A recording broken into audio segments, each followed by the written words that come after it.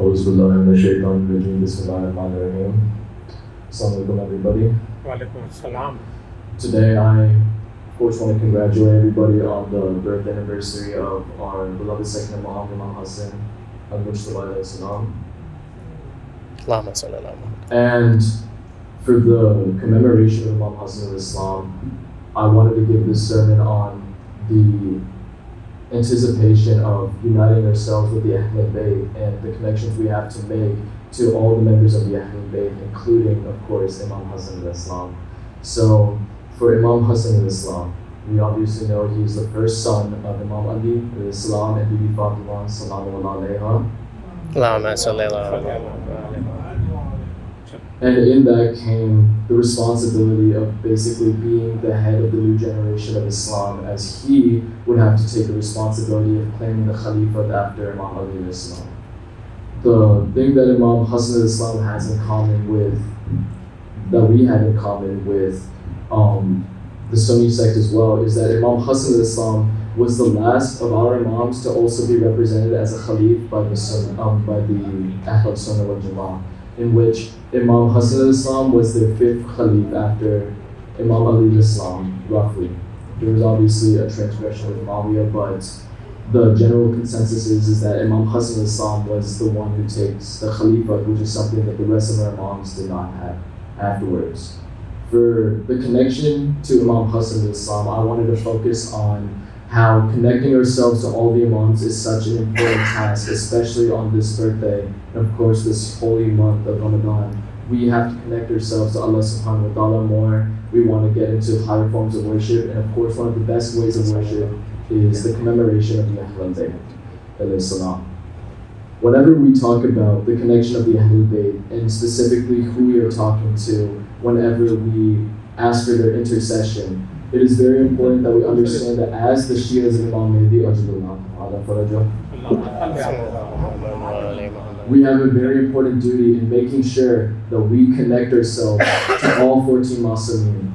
There is a huge transgression within especially other forms of the Shia who have kind of digressed from the original teachings of Nabi sallallahu alayhi wasallam, in which we are not following the Imams to their rightful status. That is why there are sects of that claim to be the followers of the Ahlul Bayt, such as the Ismailis, the Zaydis, who in turn do not follow all 12 Imams.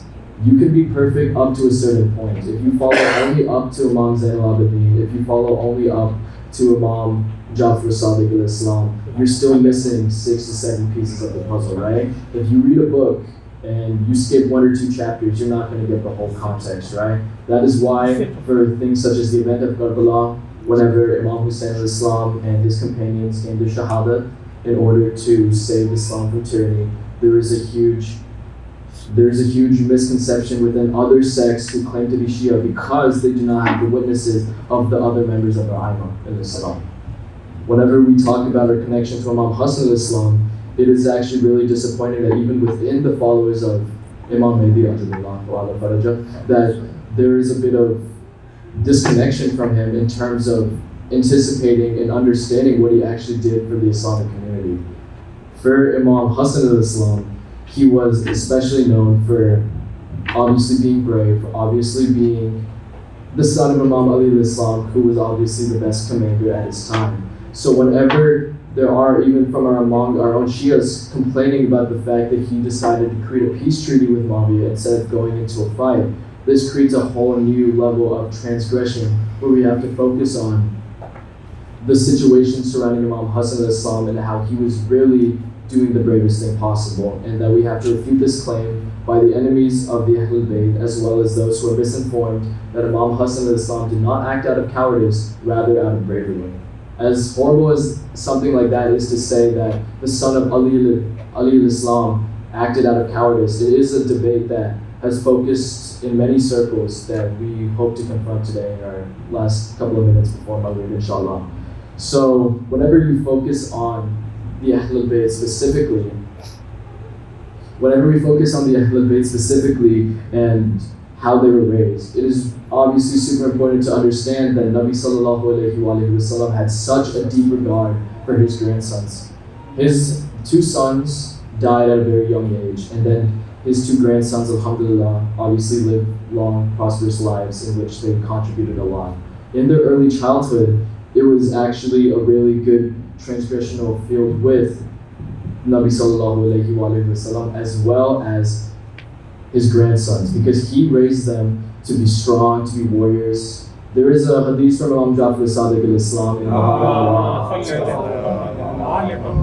where the hadith goes in which Nabi walks into the house of Bibi Fatima sallallahu alayha, and as he walks into the house, he sees Imam Hasan and Imam Hussein, his two beloved grandsons, in which, after a bit of discussion, obviously with Bibi Fatima, he goes and he tells Imam Hasan and Imam Hussein to start wrestling, as this is obviously a really healthy act, especially, as you know, even now, putting your kids into sports, martial arts, it's obviously a really good thing for them, their development, right? Nabi, obviously having that knowledge from Allah, knew that something like this would be useful. So he told Imam Hasan and Imam Hussein to wrestle as like a competitive act in order to strengthen them. And in this act, Bibi Fatima then left the room. When she comes back to a very ecstatic Nabi cheering for Imam Hasan, saying, Hasan, grab him, Hasan, wrap around him. He was giving him instructions. He was cheering for Imam Hasan al-Islam, really enthusiastically, right? It was his own grandson, to which Bibi Fatima asks in a little bit of a rebuttal to her father, oh father, how is it fair that you are rooting specifically for Imam Hasan al-Islam whenever he's the oldest one and by default probably stronger at their young age? Why are you rooting for specifically him whenever Imam Hussein is also your grandson? To which Nabi sallallahu alayhi wa sallam responds, how could I not cheer for Hassan whenever Angel Jibreel and all his angels are cheering for Imam Hussein right behind him? And that is a really inspirational thing to understand when we focus on the love that he had for Imam Hassan, Imam Hussein, and the strength that they had from their early childhood. So whenever we focus on specifically how Imam Hasan al-Islam contributed to a peace treaty with Muawiyah, obviously, it all comes down to a chain leading up to Karbala. You've probably heard the phrase that Karbala didn't happen overnight. It was a whole long chain of events that kind of transpired, and Imam Hasan al-Islam was unfortunately caught in these events, and he had to make a very big decision for the Ummah. So the argument here is that Imam Hasan al-Islam acted, astaghfirullah, out of cowardice by signing a peace treaty with Muawiyah instead of confronting him with an army, being the commander. And in rebuttal to this, we have to actually look at Karbala, because Karbala is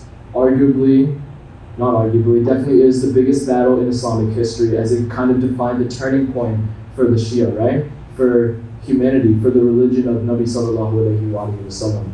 And in looking at that, we have to look at how Karbala transpired. And when we look at Karbala, we can see the connections that the enemies of the Ahlul Bayt had been making in order to come to a final conclusion on how Imam Hasan al-Islam ultimately led to these events which saved Islam in total.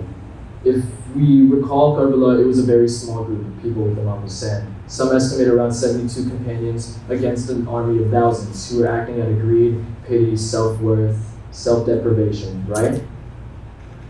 So for Karbala specifically, we have to look at how it was a very small group of people against a huge army, against a whole huge transgression, against a whole huge fitna against the community. And one very important thing to remember about Karbala is that Karbala is only relayed to us through the women of Karbala, like Bibi Zainab Salamullah alayha, where she was able to communicate to everybody after the death of Imam Hussein, after the death of his companions, what actually happened. Because a huge basis of Islamic history is all a skewing of history and a desecration of the Ahlul Bayt in order to push something, as we obviously know now, as propaganda. And propaganda has existed within the Islamic history as well. Whenever we focus on Karbala, Yazid and his army had all the ultimate power in terms of economy, in terms of social status. He had such an upper hand advantage. If it wasn't for Bibi Zainab, if it wasn't for the women of Karbala, we would have seen that Imam Hussein would have been portrayed as a villain. There are still people who try to portray him as a villain now. And if it wasn't for Bibi Zainab, the story would be completely skewed. You've probably heard the saying, history is written by the victors, right? Well, considering that Yazid absolutely decimated his army in a horrible event, as we all know, in Muharram, it is really obvious to think that if he did not have Bibi Zainab, if we did not have these people telling us what actually happened at Karbala, we would not know anything of the story, and we would have seen Imam Hasan as somebody who rebelled against his grandfather's religion. So that is the point of where I go in to Imam Hasan al-Islam, where he has to create a peace treaty with Muawiyah. He did not go into Siffin, he did not go into a battle in Syria with Muawiyah for that simple reason. If Imam Hasan al-Islam were to take an army and gathered against Muawiyah, you know Muawiyah, he's obviously not a very good guy. He's going to skew the story a lot, just like his son did, or tried to do. If Imam Hasan al-Islam took an army and defeated Muawiyah, who would look like the villain then? Even though Imam Hasan al-Islam was only acting out of the sake of Islam, only out of the sake of his grandfather's transgression, out of his religion. If he was the one attacking Muawiyah, if he was the one attacking, even in self-defense, who would look like the villain? And that is exactly why Karbala is so important to connecting to Imam Hasan al-Islam. When we focus on connecting ourselves with the entire Ahl al-Bayt, Imam Hasan al-Islam is part of that. We remember Imam Hasan maybe today and on the 28th of Safar, but Imam Hasan al-Islam in reality should be remembered just as much as all the other members of the Imam, all the other members of the Ahl al-Bayt, all the other members of Mubahara, as my brother mentioned. So whenever we focus on Imam Hasan al-Islam, we have to remember that everything he did was situational. If he had to go into Karbala, he would have done the same thing. He was also a Masoom. And whenever we think about Imam Hasan al-Islam, we can only think that we got so lucky to have a leader who could teach us the sunnah of the Prophet sallallahu alaihi wasallam with such good regard. And that will conclude my sermon for today.